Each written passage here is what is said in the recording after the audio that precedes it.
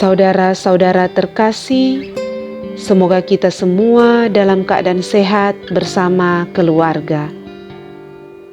Saat ini, marilah kita mendengarkan bacaan kitab suci dan renungan harian Rabu 24 Juni tahun 2020. Bacaan pertama. Aku akan membuat engkau menjadi terang bagi bangsa-bangsa. Bacaan dari kitab Yesaya. Dengarkanlah aku, hai pulau-pulau. Perhatikanlah, hai bangsa-bangsa yang jauh. Tuhan telah memanggil aku sejak dari kandungan, telah menyebut namaku sejak aku ada di perut ibuku. Ia telah membuat mulutku sebagai pedang yang tajam dan membuat aku berlindung dalam naungan tangannya. Ia telah membuat aku menjadi anak panah yang runcing dan menyembunyikan aku dalam tabung panahnya. Ia berfirman kepadaku, "Engkau adalah hambaku, Israel, dan olehmu aku akan menyatakan keagunganku." Tetapi aku berkata, "Aku telah bersusah-susah dengan percuma dan telah menghabiskan kekuatanku dengan sia-sia. Namun, hakku terjamin kepada Tuhan dan upahku kepada Allahku. Tuhan telah membentuk aku sejak dari kandungan untuk menjadi hambanya, untuk mengembalikan Yakub kepadanya, dan supaya Israel dikumpulkan kepadanya. Maka aku dipermuliakan di mata Tuhan, dan Allah yang menjadi kekuatanku sekarang berfirman, terlalu sedikit bagimu kalau hanya menjadi hambaku, untuk menegakkan suku-suku Yakub, dan untuk mengembalikan orang-orang Israel yang masih terpelihara. Maka aku akan membuat engkau menjadi terang bagi bangsa-bangsa, supaya keselamatan yang daripadaku sampai ke ujung bumi." Demikianlah sabda Tuhan. Syukur kepada Allah. Pembacaan Injil kita saat ini diambil dari Injil Lukas. Namanya adalah Yohanes. Inilah Injil Yesus Kristus menurut Lukas. Dimuliakanlah Tuhan. Pada waktu itu, genaplah bulannya bagi Elisabet untuk bersalin, dan ia melahirkan seorang anak laki-laki. Ketika para tetangga serta sanak saudaranya mendengar bahwa Tuhan telah menunjukkan rahmat-Nya yang begitu besar kepada Elisabet, bersukacitalah mereka bersama-sama dengan dia. Maka datanglah mereka pada hari yang ke-8 untuk menyunatkan anak itu, dan mereka hendak menamai dia Sakaria menurut nama bapanya. Tetapi Elisabet ibunya berkata, "Jangan, ia harus dinamai Yohanes." Kata mereka kepadanya, "Tidak ada di antara sanak saudaramu yang bernama demikian." Lalu mereka memberi isyarat kepada Sakaria untuk bertanya nama apa yang hendak ia berikan kepada anaknya itu. Sakaria meminta batu tulis, lalu menuliskan kata-kata ini, "Namanya adalah Yohanes." Dan mereka pun heran semuanya. Seketika itu juga terbukalah mulut Sakaria dan terlepaslah lidahnya, lalu ia berkata-kata dan memuji Allah. Maka ketakutanlah semua orang yang tinggal di sekitarnya, dan segala peristiwa itu menjadi buah tutur di seluruh pegunungan Yudea. Semua yang mendengarnya merenungkannya dan berkata, "Menjadi apakah anak ini nanti? Sebab tangan Tuhan menyertai dia." Anak itu bertambah besar dan makin kuat rohnya. Ia kemudian tinggal di padang gurun sampai tiba harinya ia harus menampakkan diri kepada Israel. Demikianlah Injil Tuhan. Terpujilah Kristus.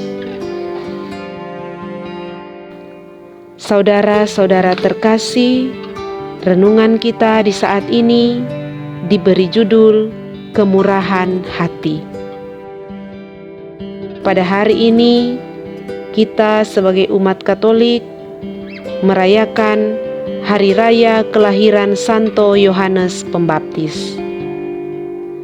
Sedikit kisah tentang Yohanes Pembaptis. Ayah Yohanes ialah Sakaria, seorang imam di Yerusalem, sedangkan ibunya adalah Elisabet, seorang putri keturunan kaum Harun.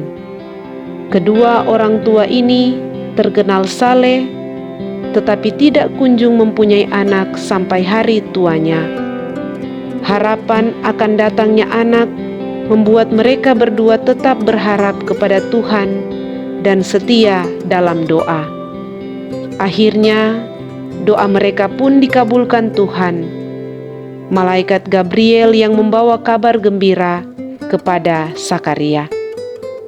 Hal tersebut dapat kita baca dalam Injil Lukas pasalnya yang pertama.